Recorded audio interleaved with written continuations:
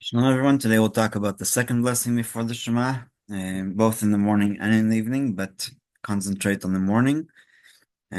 So the Talmud in Brachot, page 12a and 11b and 12a, it's had a discussion between Rabbi Yehuda and Chachamim. Chachamim is a general name for the sages. Rabbi Yehuda says that in the morning we say Ahava Rabbah in the second blessing, or we start it with Ahava Rabbah, and the Chachamim say Ahavat Olam, and they bring proof from this verse in Jeremiah 31, 2 or 3, depending on the version of the Tanakh you have. So Merachok Hashem Nira Li V'avat Olam Avtich. So Hashem has revealed long ago, and that He loves the people of Israel an eternal love. Al ken meshachtic chesed. Therefore, I continue my grace to you. And so Rav Yehuda doesn't actually have a braita, and so the Tosfot. I don't think we ever mentioned the Tosfot in our study. And the Tosfot was the grandchildren of Rashi and other people in that area in France and Germany who wrote commentary. And so they say that because that we don't have proof that halacha is according to either one, so we're going to say Ahava Rabbah in the morning and Ahavat Olam at night. And so that's how Nusach Ashkenaz starts. But Nusach Sfarad and Sephardi say Ahavat Olam always. So just a very interesting understanding of why this is from the Maharal. So it's a very long passage because Maharal likes to emphasize and repeat things deliberately. So we'll just read the English. In the Talmud, in Brachos Daf page 11b, they debated whether to say Ahava Rabbah or Ahavat Olam, and the Gaonim decreed that we say in the morning Ahava Rabbah and in the evening Ahavat Olam. This is how Maharal understands it, so he's placing the decision before the Tosfot time, all the way back to the Gaonim, when the Siddur was actually being formed. It seems to me that the difference is that Rabbah means quantity, and Olam means quality, meaning that it is unconditional love, which is more appropriate at night.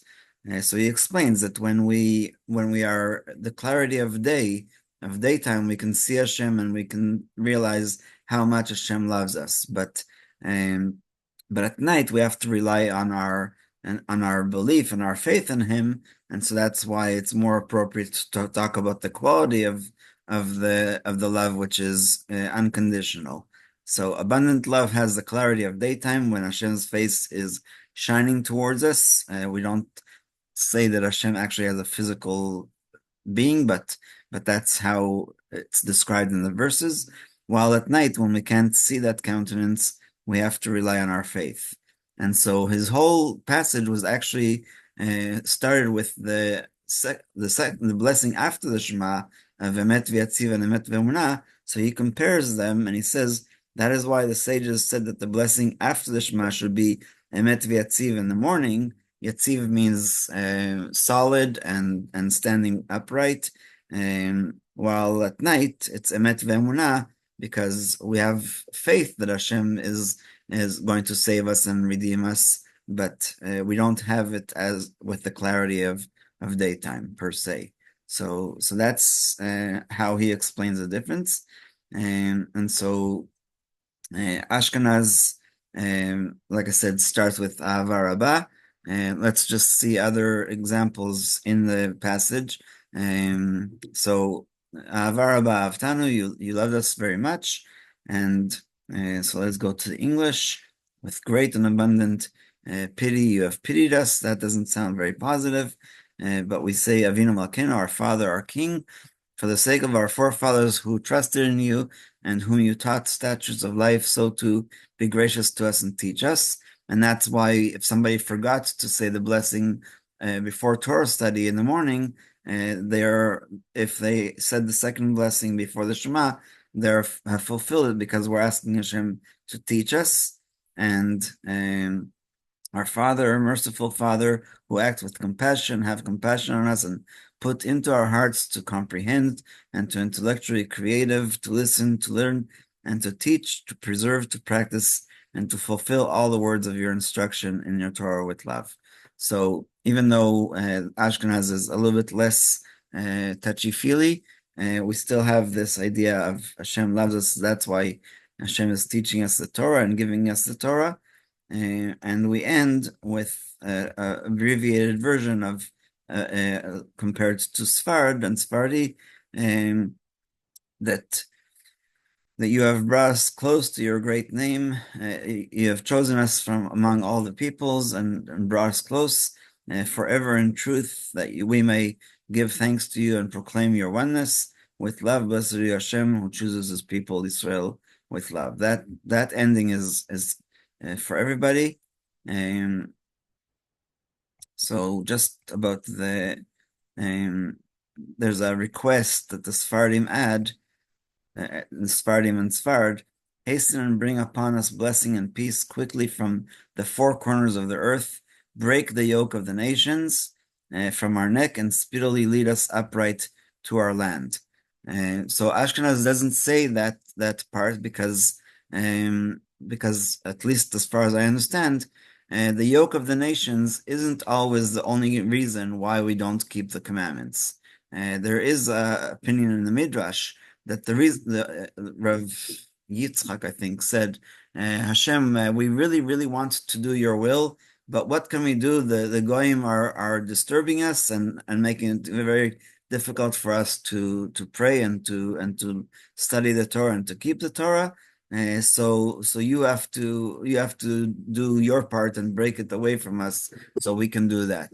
But the other opinion is that the Satan, the evil inclination, is one that we personally create, meaning that Satan only tries us with things that we ourselves have shown in the past that we want to choose between the good or the bad, and so Hashem can't intervene for us to get rid of that Satan.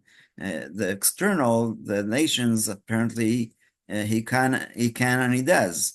But in terms of our internal struggle with the Satan and the Yetzer Hara, that is something that is up to us. And just to conclude, that in the Talmud it says a few times, "Hakol bidei shamayim chutz miyirat shamayim," that everything is in the hands of heaven concerning us, concerning what happens to us, except for yirat shamayim. Hashem can't make us have the fear of God that will help us perform the mitzvot in a better way.